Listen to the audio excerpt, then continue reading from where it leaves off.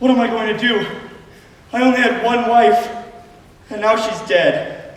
But you only get one at a time. True, but now I don't have any. True, I argued with her all the time. If she were in this room in 2 seconds, we'd be fighting.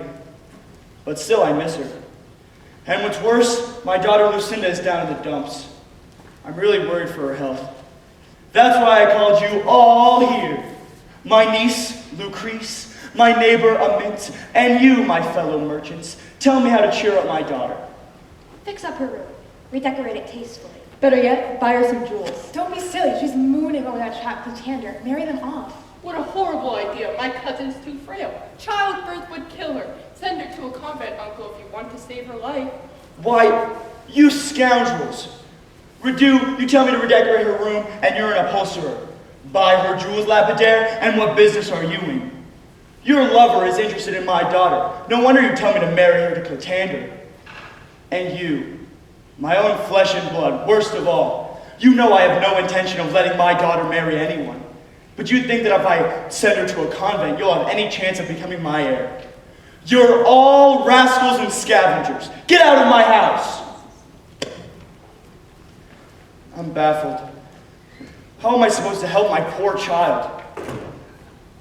Ah, there you are. Sad, Lucinda? What's wrong? Is there anything I can do to help? You're breaking my heart, child. Tell Daddy what's wrong and I'll try to fix it. No, cut that out. I'm not a mind reader. Tell me what's wrong and I'll try to fix it. Is there anything I can buy you, Lucinda? That necklace you liked last week? Perhaps your bedchamber's too drab. Would you like it redecorated? Then, what if I send you to the convent of the Sad Virgin? No! I don't suppose it's that you'd like to get married. No, I didn't think that was it. Well, Master, have you figured out what ails her? No, she's driving me crazy. Let me give it a try. Well, I know you might be too shy to tell your father, but you can't be afraid to tell me. Whisper in my ear what's wrong. That's what I thought. Master, the secret's out. Your daughter is cured. I know what's wrong with her.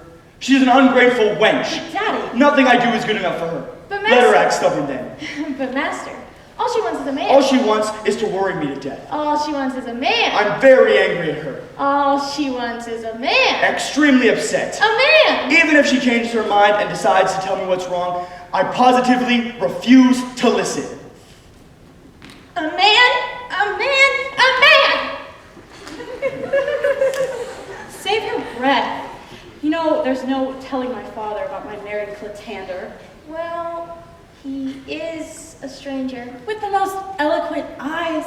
Why, the first time we saw each other, Lizette, we fell in love. He told you so?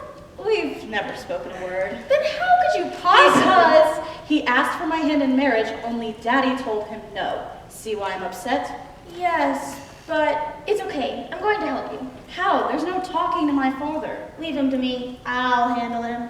How? God only knows. Come on, let's go to your room. We'll figure something out.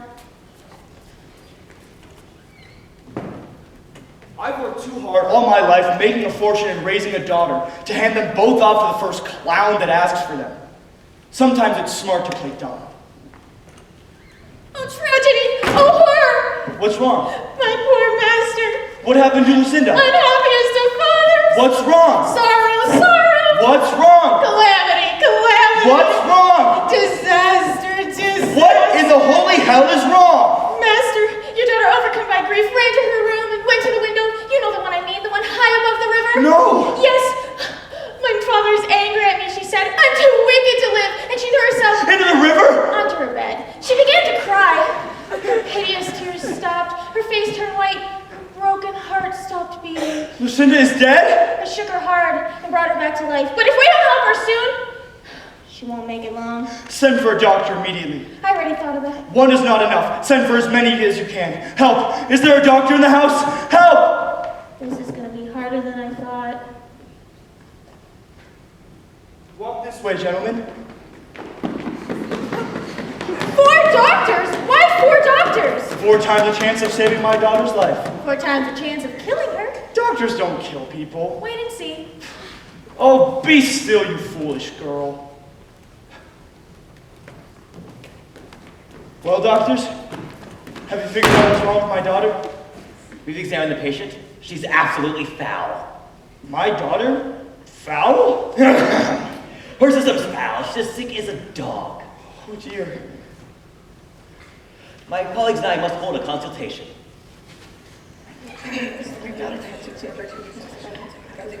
Dr. Bladen, How do you know that doctor's name? him and I were at your niece's house the other night. That's right. I bled your niece's coachman. You treated him to a coffin. I beg your pardon. He's dead. Well, that's impossible. Once I treated him for last 2 weeks. He's been only in the bed for 6 days. 4 days. The other 2, Ah, you know that trippers are going to be Hippocrates. he's probably giving hell to the coachman right now.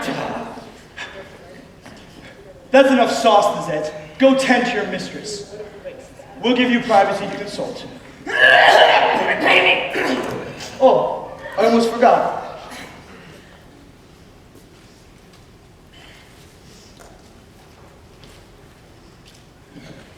It's getting harder and harder to make my rounds. I know what you mean. Paris is getting too big.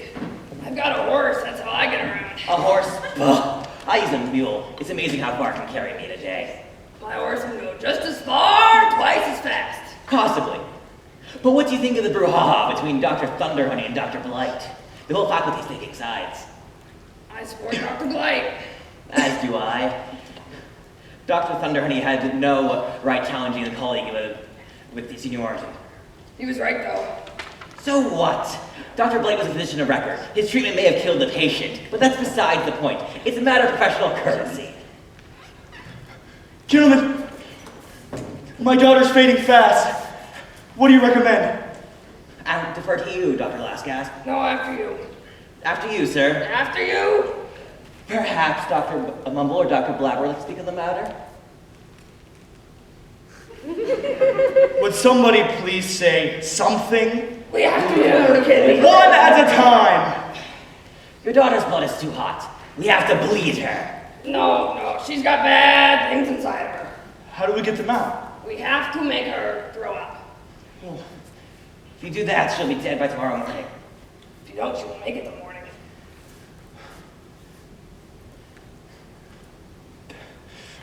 What am I supposed to do? She's got bad things. Her blood is too hot. You have to bleed her. Bleeding her would certainly finish her off. Preposterous.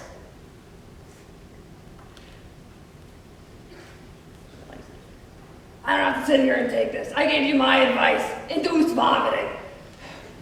If you do that, she'll be dead by tomorrow morning. Bleed her. If you don't, she won't make it till morning. What am I supposed to do? I'm not a doctor. Gentlemen, tell me how to fix this.